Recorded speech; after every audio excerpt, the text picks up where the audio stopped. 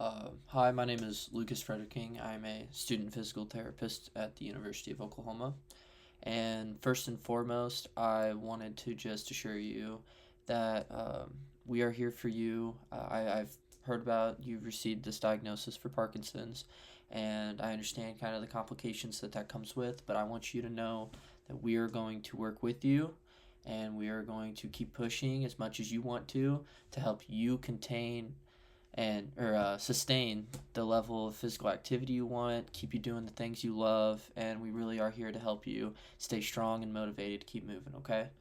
Um, if you have any questions at any time, just let me know. But to start, I would like to kind of explain a little bit on the benefits that PT has for your condition and kind of how I would like to guide our interventions so that you can get stronger, uh, maybe move a little bit better, improve your balance, and more. So for the to start, the first thing I know with Parkinson's, and you might have experienced this a little bit before, but maybe struggling or shuffling with those small movements, maybe hard to like get through those movements. One thing we will work on in PT is exaggerated movements. We're gonna try to go for large amplitude, big movements to kind of help you break through and get better at working through those smaller movements. So if we go big first, that's something that really helps with Parkinson patients. Then maybe you can get better at those small movements. We're also going to do a lot of balance exercises. I know that the risk of falling is higher for Parkinson's patients, and I know you might have a fear of falling, but we need you to, we got to get you keep doing the activities you like to do in regular life. So if balance is a fear of yours, then we're going to work on balance. I can help. We can help stretch. We can help uh, strengthen. Strength training would be really good for you as well. And most importantly, especially with that shuffle gait we talked about, we're going to do a lot of walking. We're going to get up. We're going to get you moving, and we're going to practice gait training so that we can help you to continue to move within your house, within your community, move around with your family wherever they go, your friends. The most important thing that PT will help you do is we want you to continue doing the things you love in life. A lot of times, Parkinson's can hinder you from going to those ball games, seeing your grandkids, stuff like that. The important things to you, and truthfully, what our interventions aim to do is to improve small aspects of your physical and even mental well-being and help you push through those barriers so that you can continue doing the things you love. And I really hope that we can do that together. Hello, I understand that you are the primary caregiver for our Parkinson's patient. First off, I just want to say, your support and you being here is already just going to do so much for the patient. Your encouragement, your motivation, and you just being there for them, being an outlet for them, it's going to help them continue to stay motivated to move, progress in therapy, and it truly just makes a huge difference. I would love to kind of explain the role of therapy uh, that, or the role you will play in his physical therapy. Um, for starters, a lot of what we do in clinic, we're only seeing the patient 1% of the time. So really, we're going to do a lot of teaching and educating in clinic. But when we get out, or when you guys get out into the real world, it's really up to the patient and then the people around him to make sure that they do their exercises, they stay motivated to move, they keep getting up, and that's really where you come in. So we'll show the exercises in clinic. We'll print out papers that have pictures of them, diagrams, explanations, all that good stuff. Um, and really all that we ask of you is that if they need some help, that you're there to help them. If they need maybe a demonstration of the exercises, maybe help demonstrate for them. But you don't want to do it for them. We want them to do as much as they can. We really don't want to get too much involved, but we do want to be close. We want to provide. We want you to provide like a safe and supportive environment. Um, the biggest thing, you can just be very encouraging while they're doing their exercises.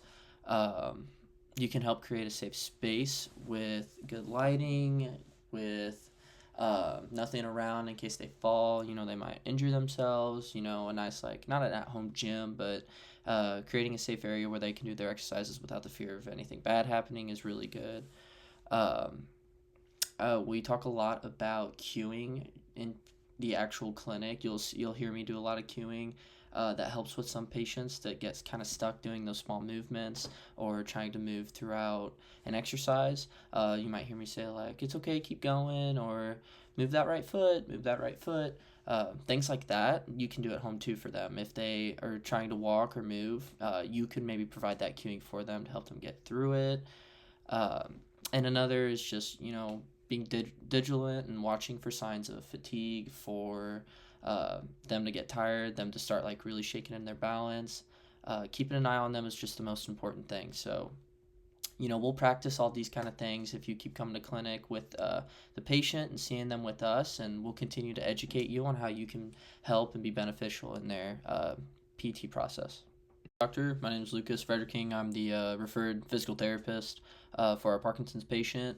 Um, Real quick, I just wanted to kind of point out a little bit of the PT interventions that we're going to do in clinic, sort of the exercises we're going to focus on, and how they're going to improve our patients. So one of the big things we're going to start with, or not really start with, we're going to utilize throughout the entire rehab process is LSVT, or the big amplitude training. So there's actually lots of new evidence behind the impact that can have on helping the freezing during gait, and kind of like fixing the struggle with the small amplitude movements. So the LSVT training, or the big training, it's essentially a program where we're going to get them doing large movements with maybe all their arms, with their legs. We're going to get them moving side to side. These are going to be full body movements. And really the research behind that is that those movements can be beneficial for them to break through the small movement, them freezing or getting stuck. Along with the freezing of the gait, another thing we're going to do in therapy is I'm going to do a lot of cueing for gait, and for gait training really specifically. So, if their right foot gets stuck during the gait process, I'm going to cue like, "Hey, let's get that right foot going." Or if they get to the corner and they're struggling to turn, I'm going to cue like, "Hey, all right, it's time to turn that corner. Let's swing that right leg around." Think that's going to be beneficial. Aerobic conditioning has been really good to help improve endurance. If we want them to keep ambulating within their community, then we got to work on aerobic training, and really the gait training is going to help with that if we get them up and moving within the clinic. We're going to do some strength and functional mobility training.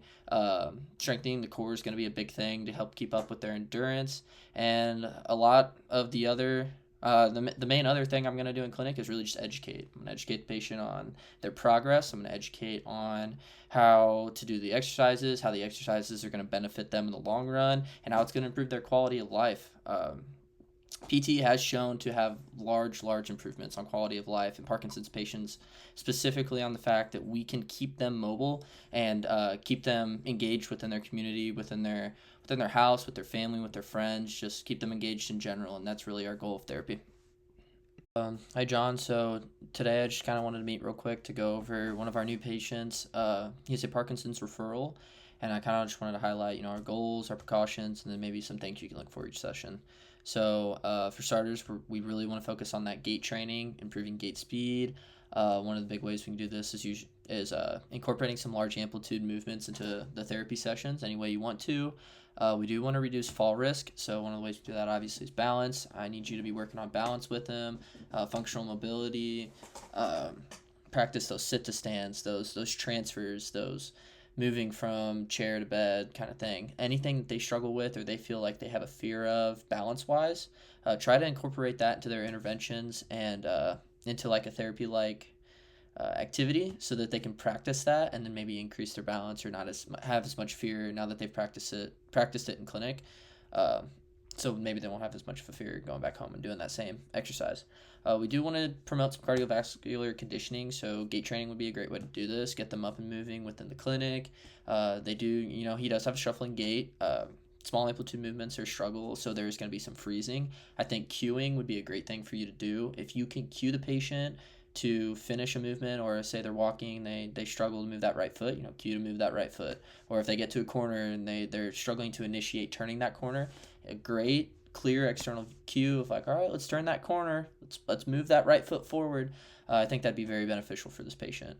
And just at the end, make sure you document everything you see. We do want to be able to tell our caregivers what we're seeing, and use whatever works in following PT interventions. So thank you, John.